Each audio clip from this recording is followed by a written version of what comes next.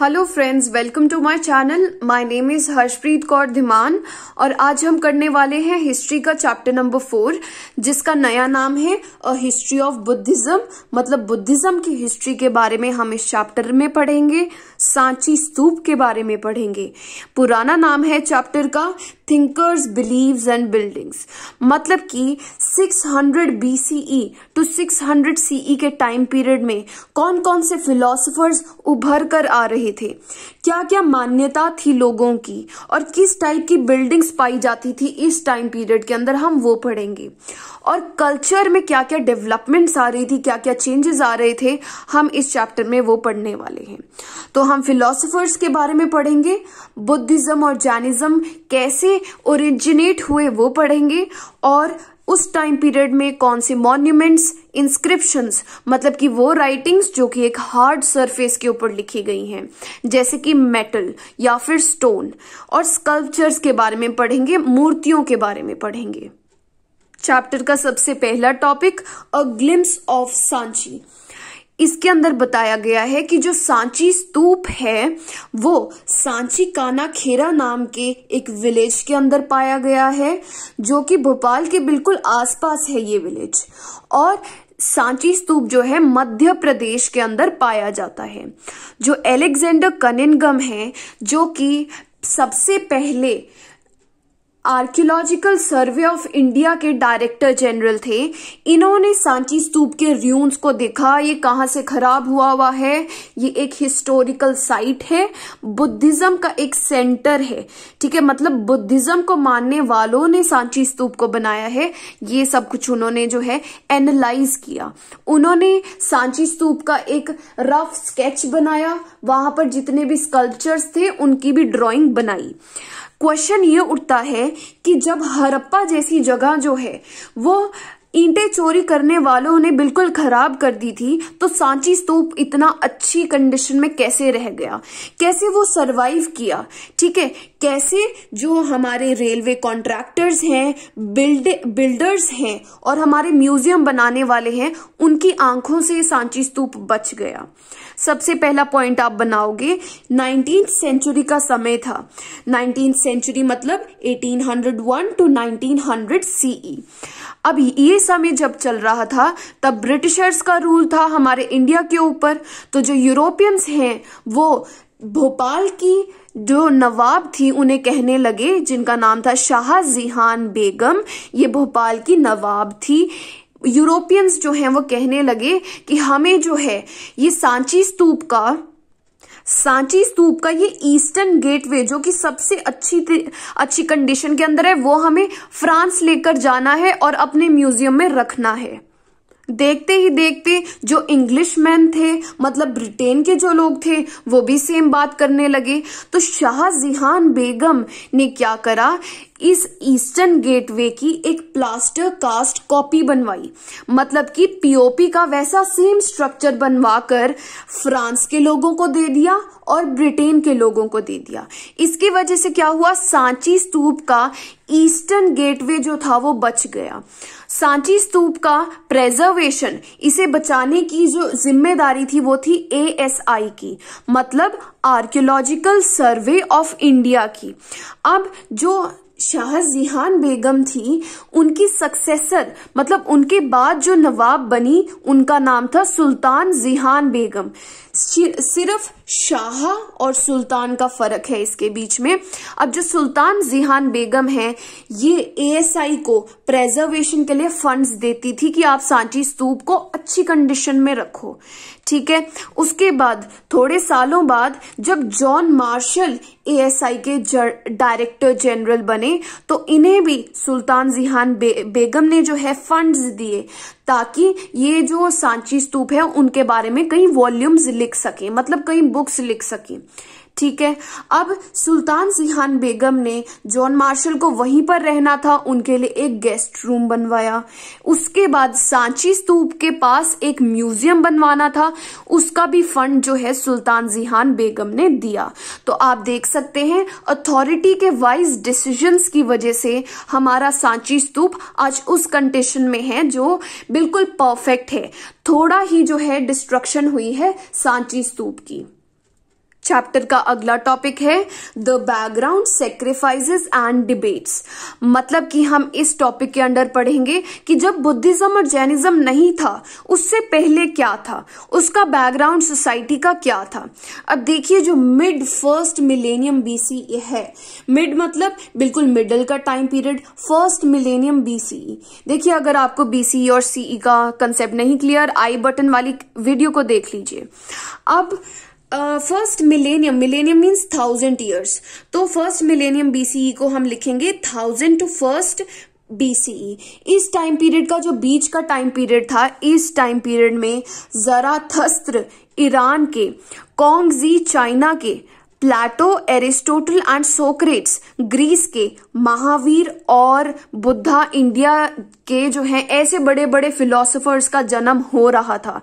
ठीक है, ये जो फिलोसोफर्स हैं ये कोशिश कर रहे थे कि हम मिस्ट्रीज ऑफ एग्जिस्टेंस को सॉल्व कर पाएं, कि हम जो ह्यूमन बीइंग्स हैं वो क्यों धरती पर आए हैं, उनका क्या पर्पस है, इस चीज को बता सकें और इंसान और ब्रह्मांड के बीच का रिलेशन हम बता सकें। द बैकग्राउंड का सबसे पहला सब टॉपिक है द सैक्रिफिशियल ट्रेडिशन। मतलब यज्ञ करने का, हवन करने की जो ट्रेडिशन थी, जो प्रथा थी, वो बहुत ज्यादा थी जैनिज्म और बुद्धिज्म के आने से पहले। देखिए बताया जाता है कि जब ये हमारे नए नए थॉट्स उभर कर आ रहे थे, उससे पहले भी प्री एग्जिस्टिंग ट्रेडिशंस थे, अलग अलग सोच थी लोगों की, अलग सा रिलीजियस बिलीफ था और अलग तरीके के काम लोग किया करते थे। अब देखिए बताया गया है कि जो ऋग्वेदा है, ऋग्वेदा जब लिखी गई थी उस टाइम पीरियड को बोलते हैं अर्ली वैदिक पीरियड, जिसका टाइम पीरियड है 1500 बीसीई टू 1000 बीसीई। ठीक है, ऋग्वेदा एक ऐसा ग्रंथ है जिसके अंदर अग्नि, सोम और इंद्र जैसे देवताओं के बारे में जो है बहुत सी हिम्स लिखी हुई हैं। ठीक है, बहुत से जैसे सॉन्ग्स हो गए, पोएम्स होगी, ऐसे कुछ जो है कॉम्पोजिशन लिखी गई हैं जो कि हवन करते टाइम जो है चांट की जाती थी, बोली जाती थी। ठीक है, तो ऋग्वेदा जो है कब लिखी गई? Before the Buddhism and the Jainism arised. ठीक है, इसके अंदर बताया गया सैक्रिफाइसेस कितने इंपॉर्टेंट थे, मतलब हवन करना कितना इंपॉर्टेंट था। जब सैक्रिफाइस लोग करते थे तब भगवान से क्या मांगते थे? कैटल, कैटल मतलब काउज को, सन बेटों को, good health and long life की विश करते थे, हे भगवान हमें ये सब कुछ दे दो। ठीक है, पहले क्या होता था, लोग सारे कलेक्टिवली जो है सेक्रीफाइस करते थे, मतलब हवन सारे इकट्ठे बैठकर करते थे। पर बाद में क्या हुआ, मतलब इस time period 1000 BC to 500 BC के टाइम पीरियड में क्या हुआ, जो फैमिली का हेड है सिर्फ वो भी कुछ ऐसे सेक्रीफाइसेस उन्होंने शुरू करने कर दिए। ठीक है, कुछ स्पेशल टाइप के सेक्रीफाइसेस हुआ करते थे, जैसे कि राजसूया और अश्वमेध, जो कि एक किंगडम के किंग करते थे और चीफडम के चीफ करते थे। देखिए ये चैप्टर नंबर 2 का कंसेप्ट है, तो अगर आपको ये चीजें समझ नहीं आ रही, सो आई रिक्वेस्ट यू कि आप बिल्कुल सीरीज में चलें, from chapter 1, chapter 2, then chapter 3, then come to this chapter.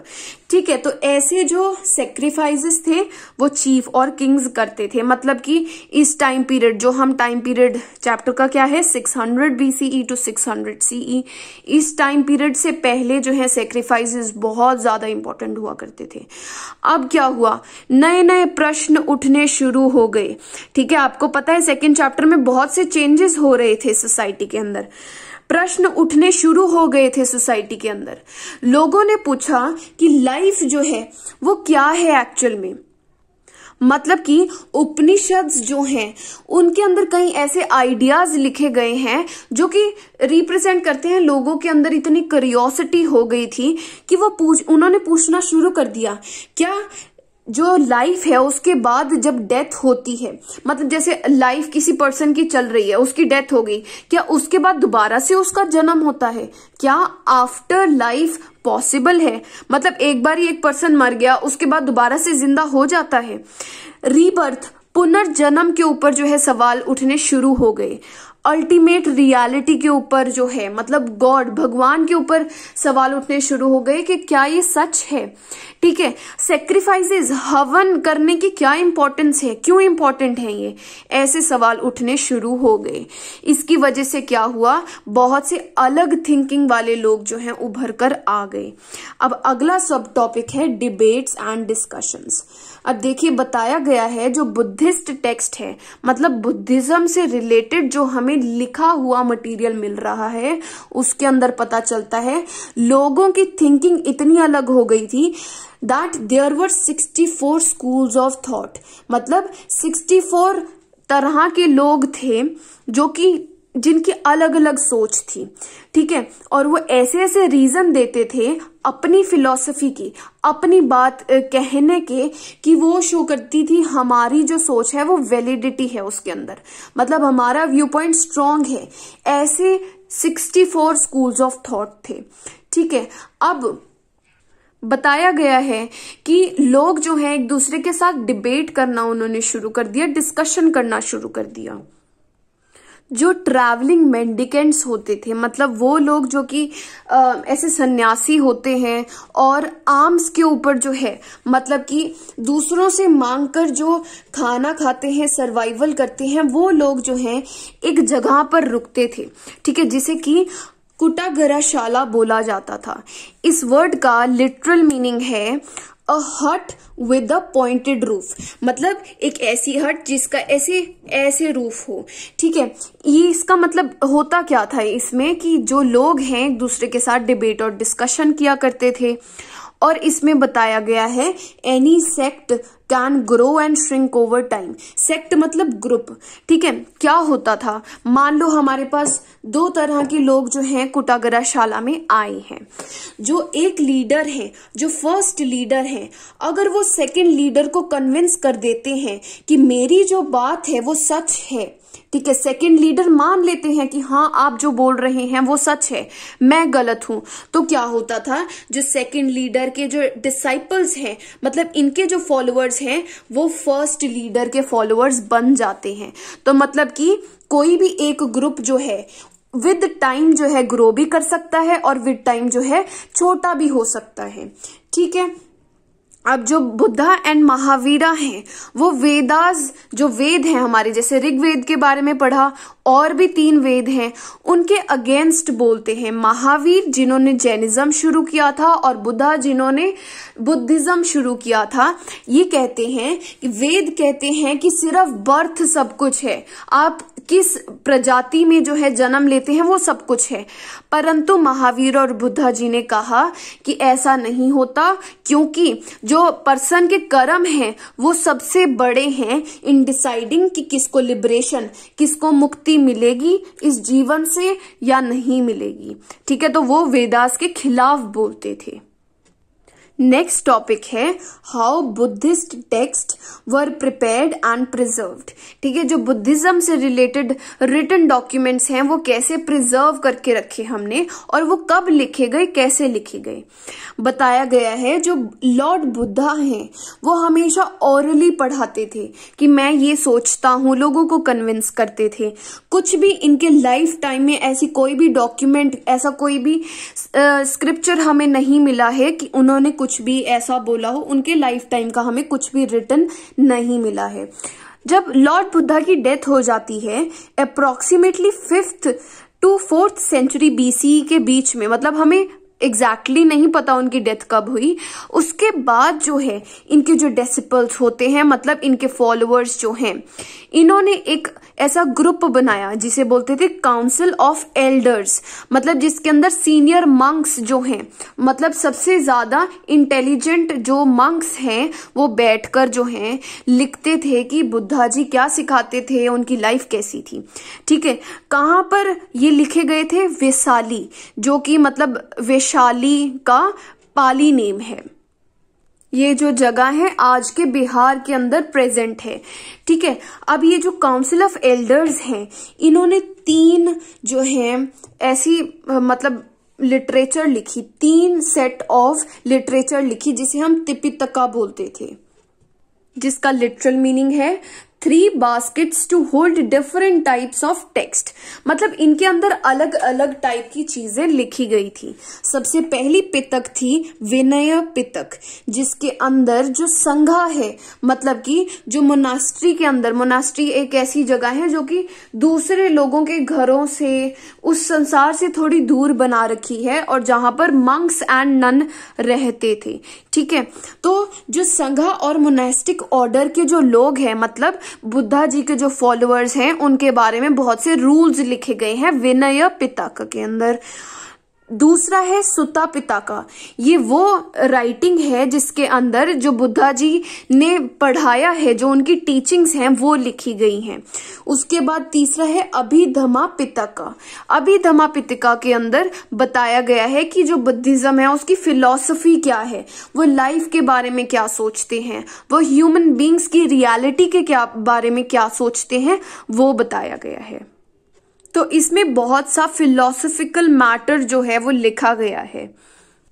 जो मंक होते हैं वो बुद्धा जी के मेल फॉलोअर होते हैं, जो नन होते हैं वो बुद्धा जी के फीमेल फॉलोअर्स होते हैं। ओके, जब क्वेश्चन आएगा कि जब लॉर्ड बुद्धा की डेथ हो गई थी, तब उसके बाद जो बुद्धिज्म का स्प्रेड है उसे एक्सप्लेन करो, तो अभी आपने जो पॉइंट्स पढ़े और अभी जो पढ़ने जा रहे हैं, आपको उस क्वेश्चन के अंदर ये सब कुछ लिखना है।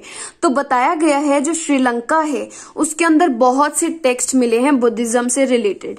सबसे पहला टेक्स्ट है दीपावमसा, जिसका मतलब है the Chronicle of the island.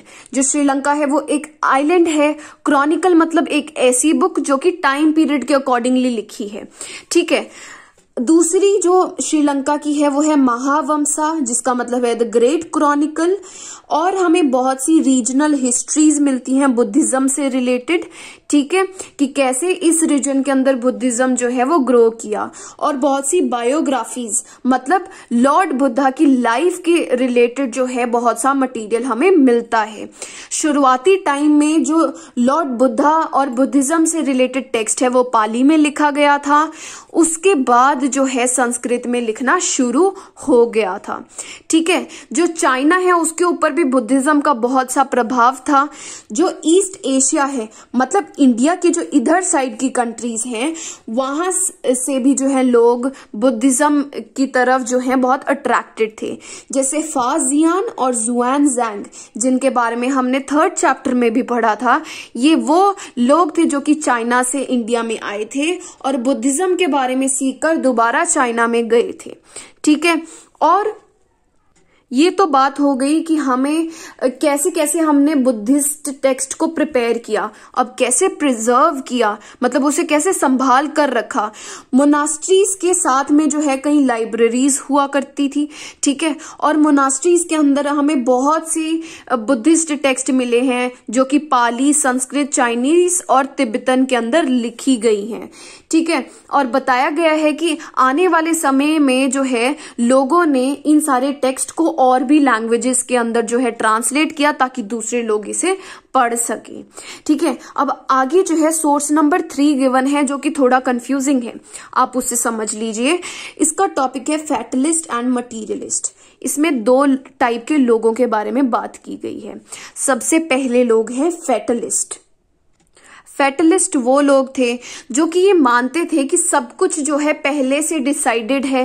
ठीक है, हम अगर कोई दान कर रहे हैं, पुण्य कर रहे हैं, उससे हमारी लाइफ चेंज नहीं हो सकती, कि कर्म जो एक बार कर दिया उसका रिजल्ट जरूर आएगा। इन फैटलिस्ट को आजीविकास भी बोलते थे। ठीक है, अगले टाइप के लोग हैं मटीरियलिस्ट। ये वो लोग हैं जो कि कर्म के बारे में मतलब कुछ भी नहीं मानते, कि हम जैसा करेंगे वैसा भरेंगे, ऐसा बिल्कुल नहीं मानते। स्पिरिचुअलिटी के अंदर बिल्कुल नहीं विश्वास रखते, तो इन्हें जो है लोकायातास भी बोला जाता है। ठीक है, आप सोर्सेस खुद पढ़ लेंगे एक बार। अगर कोई डाउट होता है you can ask me freely any time. Okay, अब हमने बुद्धिज्म के बारे में थोड़ा सा पढ़ लिया, अब हम जैनिज्म के बारे में पढ़ने जा रहे हैं। टॉपिक है बियॉन्ड वर्ल्डली प्लेजर्स, महावीर। जो महावीर हैं वो जैनिज्म के मतलब एक तरह से भगवान हैं, और इस टॉपिक के अंदर हम जैनिज्म के बारे में पढ़ने जा रहे हैं। बताया गया है कि जो महावीर जी हैं, जिनका नाम पहले वर्धमान हुआ करता था, इनके बर्थ से पहले भी जो जैनिज्म है वो बहुत ज्यादा स्प्रेड हो रखी थी। कैसे? 23 तीर्थंकर थे, मतलब कि they were the people who used to guide other people across the river of existence. मतलब भव सागर को पार कराने के लिए दूसरे लोगों को बताया करते थे कि आप अपने जीवन में ये काम करेंगे तो आप जो है मोक्ष प्राप्त कर लेंगे, लिबरेशन प्राप्त कर लेंगे। तो 23 तीर्थंकर जो हैं वो वर्धमान के जन्म से पहले ही थे, मतलब जैनिज्म महावीर जी के जन्म से पहले ही जो है इंडिया के अंदर थी। जो वर्धमान है उनका जन्म हुआ था, उसके बाद जब उनका जन्म हो गया 6th सेंचुरी BCE के अंदर वर्धमान जी का नाम महावीर रख दिया गया। ठीक है, अब हम पढ़ेंगे जैनिज्म की क्या क्या टीचिंग्स हैं, इनके क्या क्या रूल्स हैं। जैनिज्म बताती है पूरा वर्ल्ड जो है वो एनिमेटेड है, मतलब हर एक चीज के अंदर लाइफ है। ठीक है, इन्होंने कहा नॉन इंजरी जो है बहुत मस्ट है, मतलब कि आप किसी भी एनिमल, किसी ह्यूमन और किसी भी इंसेक्ट तक को भी ना मारो। नॉन वायलेंस को जो है ये सपोर्ट करते हैं। क्यों? क्योंकि हर एक चीज के अंदर जान है इनके अकॉर्डिंगली। ठीक है, तो ये अहिंसा को प्रमोट करते हैं, नॉन वायलेंस को प्रमोट करते हैं, जो कि आज भी जो है इंडिया के अंदर बहुत ज्यादा माना जाता है। ठीक है, इनके अकॉर्डिंगली जो बर्थ और रीबर्थ है, मतलब हमारा जन्म और पुनर्जन्म है, वो किसके ऊपर डिपेंड करता है? कर्म के ऊपर, हमारे कर्म के ऊपर डिपेंड करता है। जैनिज्म के अकॉर्डिंगली अगर हमें साइकिल ऑफ द बर्थ और डेथ, मतलब कि एक पर्सन का जन्म हुआ, फिर वो उसकी डेथ हो गई, फिर जन्म, फिर मरण, मतलब उसके बीच में कितने सारे दुख एक पर्सन जो है वो सहता है। अगर उसे इस चीज से बाहर निकलना है तो उसे 2 चीजें करनी पड़ेंगी। क्या क्या? फर्स्ट है एस्केटिसिज्म, जिसका मतलब होता है त्याग करना, दुनिया का त्याग करना। दूसरा है पेनेंस, मतलब कि घोर तपस्या करना। ये दोनों चीजें जो है करनी पड़ेंगी। तो रिनाउंस करना पड़ेगा वर्ल्ड को, त्याग करना पड़ेगा, संन्यास लेना पड़ेगा, ताकि हमें सैल्वेशन मिले, हम जो है लिबरेट हो जाएं इस साइकिल से। ठीक है, उसके लिए क्या करना पड़ेगा? मोनेस्टिक एग्जिस्टेंस जो है, हमें मोनेस्ट्री के अंदर रहना पड़ेगा। ठीक है, अब जो लोग मंक या फिर नन बन गए हैं, ठीक है, मंक और नन बन गए हैं, उनके लिए 5 रूल इन्होंने जो है बनाए हैं। सबसे पहले किसी को मारना नहीं है, झूठ नहीं बोलना और कोई भी चोरी नहीं करनी। उसके बाद है ऑब्जर्व सेलिबेसी। सेलिबेसी मतलब ब्रह्मचर्य, मतलब हमें किसी के साथ शादी नहीं करना, और प्रॉपर्टी भी हमारी खुद की नहीं होनी चाहिए। अब बात कर लेते हैं जैनिज्म का स्प्रेड कैसे हुआ। जैनिज्म का जो लिटरेचर है वो 3 लैंग्वेजेस TPS के अंदर लिखा गया है, मतलब T for Tamil, P for Pali, S for Sanskrit के अंदर लिखा गया है। ठीक है, जो जितने भी मोनेस्ट्रीज हैं उनके आसपास एक लाइब्रेरी बनाई जाती थी, जिसके अंदर मैन्युस्क्रिप्ट जो है संभाल कर रखी जाती थी। मैन्युस्क्रिप्ट क्या है? एक पर्सन ने अपने हाथों से किसी पेपर टाइप के मटेरियल पर जब कुछ लिख दिया, उसे मैन्युस्क्रिप्ट बोलते हैं।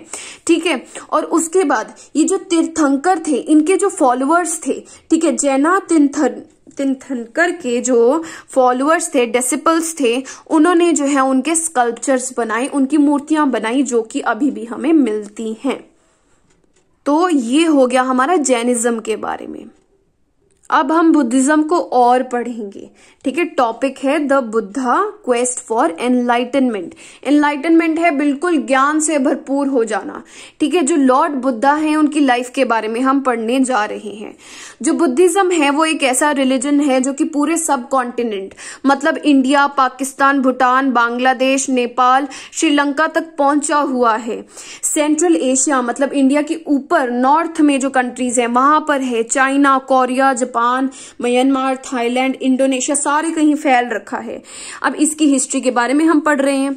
देखिए, हेजियोग्राफीज का मतलब समझिए, ये होती हैं the biographies of the saint और द रिलीजियस लीडर, मतलब धार्मिक जो हमारे लीडर हैं उनकी लाइफ के बारे में जब भी कुछ लिखा जाएगा उसे हेजियोग्राफी बोलते हैं। ठीक है, इसके अंदर क्या है, जो फॉलोअर है वो अपने लीडर की बहुत तारीफ करता है। जरूरी नहीं है कि वो तारीफ सच हो, परंतु इससे हमें ये पता चल जाता है कि जो एक लीडर के फॉलोअर्स हैं वो लीडर के बारे में क्या सोच रहे हैं। अब हमने पढ़ा है बुद्धा की लाइफ टाइम में हमने कुछ भी नहीं लिखा था। ठीक है, 100 साल बाद जो है लोगों ने लिखना शुरू किया कि हम इस ग्रेट टीचर के बारे में लिखें। ठीक है, 100 साल तक कुछ नहीं लिखा गया। अब बताया गया है जो लॉर्ड बुद्धा हैं, जब उनका बर्थ हुआ था उनका नाम रखा गया सिद्धार्थ। ठीक है, ये जो है साक्या क्लैन के चीफ के बेटे थे। ठीक है, ये पैलेस में पले बढ़े थे, बहुत खुशहाल लाइफ थी इनकी। परंतु एक दिन इन्होंने अपने सारथी को, चैरियोटियर को, मतलब रथ चलाने वाले को ऑर्डर किया कि मुझे जो है सिटी के अंदर घुमा के लेके आओ। ठीक है, अब ये जो जर्नी थी वो बहुत ज्यादा ट्रोमैटिक निकली। मतलब जो लॉर्ड बुद्धा है, मतलब अभी लॉर्ड बुद्धा नहीं बोलेंगे, सिद्धार्थ हैं जो, उन्होंने देखा, जो भी देखा ना उन्हें बहुत बुरा लगा। सबसे पहले उन्होंने देखा एक ओल्ड मैन, एक बूढ़े व्यक्ति को, उसके बाद एक बीमार व्यक्ति को देखा और एक डेड बॉडी यानी कॉर्प्स को देखा। ठीक है, इन तीनों चीजों को देखकर उन्हें ये रियलाइज हुआ हमारी ये जो बॉडी है वो बिल्कुल मतलब डिस्ट्रॉय होने को तैयार है, डेथ बहुत पास है। हम जिस बॉडी को प्यार करते हैं वो एक्चुअल में उसकी एक टाइम पर ये हालत हो जाती है। तो उन्हें ये रियलाइज हो गया ह्यूमन बॉडी की डिस्ट्रक्शन इनएविटेबल है, हम उससे बच नहीं सकते। उन्होंने थोड़े समय बाद एक होमलेस मेंडिकेंट को देखा, मतलब जिनका घर नहीं था, एक ऐसे व्यक्ति को देखा जो कि मतलब ऐसे कि दूसरों से लेकर खाते हैं और जिन्होंने वर्ल्ड का त्याग कर रखा है। जब उनसे बात हुई या फिर उन्होंने उन्हें ऑब्जर्व किया, उन्होंने देखा कि इन्हें किसी चीज का डर नहीं है, बीमार हो जाने का, बूढ़े हो जाने का या मर जाने का किसी चीज का डर नहीं है। इनकी लाइफ कितनी पीसफुल है। ठीक है, तो उन्हें लगा कि ये तो बहुत ज्यादा सुखी हैं, ये तो सबसे ज्यादा सुखी हैं। तो उन्होंने भी डिसाइड कर लिया कि मैं पैलेस को छोड़कर जा रहा हूं और अपने सच के बारे में जो है सर्च करना चाहता हूं। So he went to search for his own truth. ठीक है, उन्होंने शुरुआत में मॉर्टिफिकेशन की, मतलब अपनी बॉडी को इतना ज्यादा कष्ट दिया कि उनकी जो बॉडी है उसका मतलब डेथ तक उसकी स्टेज पहुंच गई थी। उन्होंने देखा ये चीज बिल्कुल ठीक नहीं है। उन्होंने मेडिटेशन करना शुरू किया, काफी दिनों तक मेडिटेशन किया, ध्यान लगाया। उसके बाद उन्हें एनलाइटनमेंट जो है वो प्रोवाइड हो गई। ठीक है, उनका नाम जो है बुद्धा पड़ गया, मतलब द एनलाइटेंड वन, जिसके पास बहुत ज्ञान हो। ठीक है, अब इसके बाद जो है उन्होंने धम्मा, मतलब कि the path of the righteous living, मतलब बिल्कुल सही रास्ते पर सही तरीके से जीने के जो लॉज हैं, जिसे धम्मा बोलते हैं, उसे जो है लोगों तक पहुंचाने का काम शुरू कर दिया। अब हम अगले टॉपिक पर चल रहे हैं, that is the teachings of Buddha. देखिए, जब भी क्वेश्चन आएगा ना what are the teachings of Buddhism, तो पहले आपको बुद्धा जी की लाइफ स्टोरी के बारे में बताना है, फिर टीचिंग्स पर आना है, क्योंकि आपको उतना कंटेंट सफिशिएंट नहीं होगा इस टीचिंग्स का कि आपको 8 मार्क्स मिल जाएं। ठीक है, तो अगर कम मार्क्स में आएगा then you can tell only this particular portion. तो टीचिंग्स हमने पढ़ा है, सुत्ता पिताका के अंदर बताया गया है बुद्धा जी की क्या क्या टीचिंग्स थी। इसके अंदर 2 चीजें बताई गई हैं कि जो बुद्धा जी हैं उनकी जो पावर्स हैं वो क्या हैं, और उनके अंदर एक परसुएशन, दूसरे पर्सन को कन्विंस करने की एक पावर थी। मतलब कि रीजन ऐसे देने उन्होंने कि जो दूसरा पर्सन है वो मान जाता था। ऐसा नहीं कि ये चमत्कार कर कर लोगों को दिखाते थे कि मैं स्ट्रांग हूं, मतलब ये अपनी सुपर नेचुरल पावर्स का यूज नहीं करते थे, बल्कि परसुएशन वाली पावर्स को यूज करते थे। ठीक है, जब भी क्वेश्चन आएगा what is the Buddhist philosophy, तो आपको 3 पॉइंट देने हैं। सबसे फर्स्ट है अनिका। अनिका का क्या मतलब है, ये जो पूरा वर्ल्ड है वो ट्रांजिएंट है, मतलब इसमें कोई भी ऐसी चीज नहीं है जो परमानेंट है, मतलब सब कुछ टेम्पररी है, बहुत थोड़े समय के लिए है, और ये जो ट्रांजिएंट वर्ल्ड है वो चेंज होता जा रहा है। ठीक है, दूसरी चीज आप बताओगे अनता। अनता मतलब कि जो ह्यूमन है वो सोललेस है, मतलब उसके अंदर कोई ऐसी आत्मा नहीं है, बल्कि जो ह्यूमन है वो 5 तत्वों का बना हुआ है, और वो 5 तत्व ह्यूमन की डेथ के बाद जो है वो हर एक जगह पे पूरी अर्थ का पार्ट, अर्थ में फायर का पार्ट, फायर में ये ऐसे जो है समाप्त हो जाता है। और इन्होंने बताया है कि जो हमारी लाइफ है, ह्यूमन की लाइफ है, उसमें दुख जो है वो बहुत ज्यादा नेचुरल है। दुख मतलब सॉरो, कि हम सैडनेस वाला पोर्शन जो है वो नेचुरल है, हम इससे भाग नहीं सकते।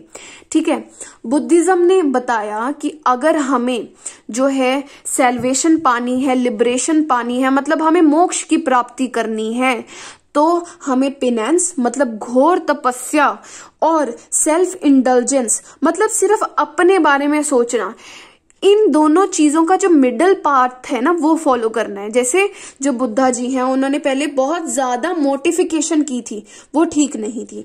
ठीक है, तो उससे थोड़ा कम होना चाहिए ताकि हम जो है सैल्वेशन पा ले, लिबरेशन हमें मिल जाए।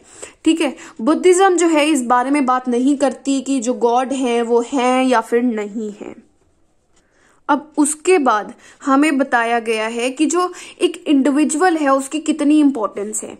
बुद्धिज्म कहती है कि जो सोशल वर्ल्ड है, मतलब हमारी जो सोसाइटी है, वो एक इंसान की क्रिएशन है। ऐसा नहीं है कि भगवान ने आकर बनाया है, डिवाइन ओरिजिन नहीं है जैसे ब्राह्मण्स कहते हैं। ठीक है, जो पर्सन है उसके हाथ में है सब कुछ। तो जो बुद्धा जी हैं वो गाहापति मतलब हेड, जो हेड है सोसाइटी के या फिर फैमिली के, और किंग्स को जाकर जो है ये बात कहते थे, एडवाइस देते थे कि आपके हाथ में सोसाइटी है तो आपको ह्यूमेन और एथिकल रहना है, मतलब सच का साथ देना है और बिल्कुल काइंड रहना है, किसी के साथ गलत नहीं करना। ठीक है, तो इंडिविजुअल की बहुत ज्यादा इंपॉर्टेंस है। इन्होंने कहा निब्बाना मतलब मोक्ष आपको कैसे मिलेगा। 2 चीजें बताई, फर्स्ट ये बता दी, सेकंड चीज बताई निब्बान क्या होता है। जब हम अपनी ईगो से बहुत परे चले जाते हैं, जब हमारे अंदर कोई चाहत नहीं रहती, हम बिल्कुल हैप्पी रहते हैं, उसे निब्बाना बोलते हैं। इन्होंने कहा इस चीज को करने के 2 तरीके हैं। सबसे फर्स्ट है इंडिविजुअल एजेंसी, मतलब कि हमारे अंदर अपने आप को कंट्रोल करने की पावर है, राइट। तो हम जो है जो भी काम करेंगे वो सही वे में ही करेंगे, मतलब हमारे पास पावर है टू डू राइटियस एक्शंस, सही काम करने की पावर है हमारे पास। अब जब हम ये चीज निभाना को पालेंगे और हम ये कर लेंगे ना, इससे क्या होएगा, हमारी जो बर्थ और डेथ की जो साइकिल है वो खत्म हो जाएगी, हमें मोक्ष मिल जाएगा और हम अपने आप को पहचान लेंगे, सेल्फ रियलाइजेशन हो जाएगा हमें। जो बुद्धा जी हैं, जो उनकी लास्ट वर्ड्स हैं वो थे, be lamps on to your self as all of you must work out your own liberation. इसका मतलब बना कि आपको अगर लिबरेशन चाहिए तो सिर्फ वो आप ही हैं जो अपने आप को मना सकते हैं कि हाँ मुझे इस सही रास्ते पर चलना है। तो अगर आप बुद्धिज्म के ऊपर क्वेश्चन शुरू कर रहे हो लॉन्ग वाला, तो आप इस स्टेटमेंट से अगर शुरू करोगे that will be very much good. अगर क्वेश्चन आ जाता है prove that Buddhism did not develop in isolation, तो आपको क्या बताना है, बहुत सी डिबेट्स होती थी, बहुत सी डिस्कशंस होती थी, तो जाकर बुद्धिज्म का राइज हुआ है। तो ये 2 मार्क्स 3 मार्क्स का ही आएगा, 3 मार्क्स का आता है क्वेश्चन तो 3 मार्क्स का आएगा। तो आपको ये चीज बतानी है इसमें। अब अगले टॉपिक पर आ रहे हैं, that is followers of Buddha, मतलब बुद्धा जी को फॉलो कौन कौन करते थे। अब लॉर्ड बुद्धा ने जो है एक संघा बनाई, मतलब कि एक ऐसी ऑर्गेनाइजेशन कम्युनिटी बनाई जो कि ऐसे लोगों की थी, मतलब भिखुस की थी। भिखुस कौन है, जो लॉर्ड बुद्धा को फॉलो कर रहे हैं और जिनके लाइफ का एम क्या है, जो बुद्धिज्म की टीचिंग्स हैं वो दूसरे लोगों तक जो है पहुंचाना है। मतलब ये लॉर्ड बुद्धा के डिसाइपल्स थे और ये धम्मा को स्प्रेड करना चाहते थे। भिखुस की कम्युनिटी को संघा बोलते हैं। ठीक है, अब ये जो भिखुस हैं मतलब फॉलोअर्स ऑफ लॉर्ड बुद्धा हैं, ये क्या करते थे, they used to live simple life, बहुत साधारण लाइफ जीते थे, सिर्फ अपने पास नेसेसरी चीजें ही रखते थे। जैसे कि अगर इन्हें दूसरों से कुछ मांगना है तो दिन में सिर्फ एक बार मांगते थे, ठीक है, दूसरे लोगों से, वो उस चीज के लिए इन्हें एक बाउल चाहिए, तो वो नेसेसरी चीज ही रखते थे और कुछ नहीं, ठीक है। अब बाद में आता है कि शुरुआती टाइम में सिर्फ जो मेल हैं वो ही संघा के मेंबर बन सकते हैं, मतलब भिक्षुज बन सकते हैं। परंतु जो आनंद हैं, आनंद एक ऐसे सबसे प्रिय, जो लॉर्ड बुद्धा हैं उनके सबसे प्रिय फॉलोअर थे। इन्होंने, आनंद ने बहुत ज्यादा मेडिटेशन की और लॉर्ड बुद्धा को कन्विंस किया कि जो फीमेल हैं, जो विमेन हैं, उन्हें भी जो है संघा का पार्ट बनना चाहिए, ठीक है। तो लॉर्ड बुद्धा ने अलाउ कर दिया और जो ये संघा की जो मतलब पार्ट बन गई हैं फीमेल कैंडिडेट्स, उन्हें भिक्षुनी बोलते थे। और फर्स्ट भिक्षुनी कौन थी? महाप्रजापति गौतमी, जो कि लॉर्ड बुद्धा की स्टेप मदर थी, ठीक है। अब ये जो हमारी भिक्षुनीज हुआ करती थी वो लोगों को पढ़ाती थी धम्मा के बारे में, और कहीं ऐसे भी हुआ करती थी जो कि थेरीज बन जाती थी।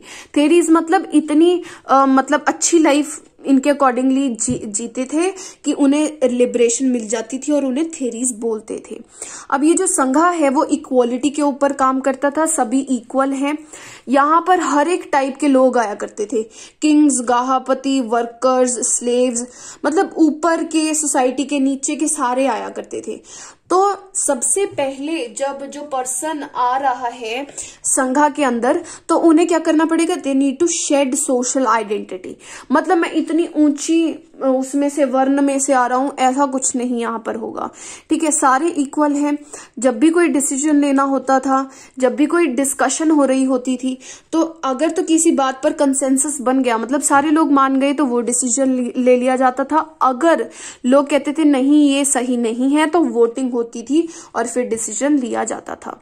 अब बात आती है कि बुद्धिज्म की तरफ लोग क्यों खींचे चले आए। सबसे पहली बात, जो बुद्धिज्म है वो बेस्ड है मेटा के ऊपर, मतलब फेलो फीलिंग, मतलब दूसरे लोगों को अपने समान और उनके तरफ काइंडनेस की फीलिंग के ऊपर बेस्ड है, करुणा के ऊपर बेस्ड है, मतलब कंपैशन, काइंडनेस, सिंपैथी के ऊपर बेस्ड है, इसलिए लोग इधर को आए, ठीक है। और रीजंस हैं कि जो लोग हैं वो जैसे ब्राह्मणिज्म भी चल रही थी इस टाइम पीरियड पे, ठीक है, वर्ना सिस्टम भी चल रहा था। तो जो लोगों को लगता था कि जो रिलीजियस लीडर्स जो बोल रहे हैं ना वो गलत है, वो लोग भी बुद्धिज्म को फॉलो करना इन्होंने शुरू कर दिया। आपको पता है सेकंड चैप्टर में कितने चेंजेस हो रहे थे, तो उन लोगों ने भी जो है इस चीज को फॉलो करना शुरू कर दिया, जो कि लोग सोसाइटल चेंजेस की वजह से कंफ्यूज्ड थे। और वो लोग जो कि मानते थे बर्थ जो है हर एक चीज का डिसाइड करने वाला नहीं होता, कर्म जो है सबसे ऊपर है, तो वो लोग भी बुद्धिज्म को फॉलो उन्होंने करना शुरू कर दिया। तो आई होप बहुत अच्छी तरीके से क्लियर हुआ हो। Please I request you all to share these videos with all of your classmates. Thank you so much for watching. Hit the like button if you liked the video. ये 3 question है जो कि आपको comment section में reply करना है। सबसे पहला क्वेश्चन है कि इन सभी पेयर्स में से कौन सा सही है, ये टर्म है, ये मीनिंग है। उसके बाद सैम्पल पेपर 2021 का क्वेश्चन है, आपको करेक्ट करनी है स्टेटमेंट, हमने जो पढ़ा है अभी उसी के बेस पर है ये, और फिलअप करना है, ठीक है। तो आप प्लीज सभी लोगों के साथ शेयर कीजिए वीडियो को, सब्सक्राइब करिए चैनल को। Thank you so much.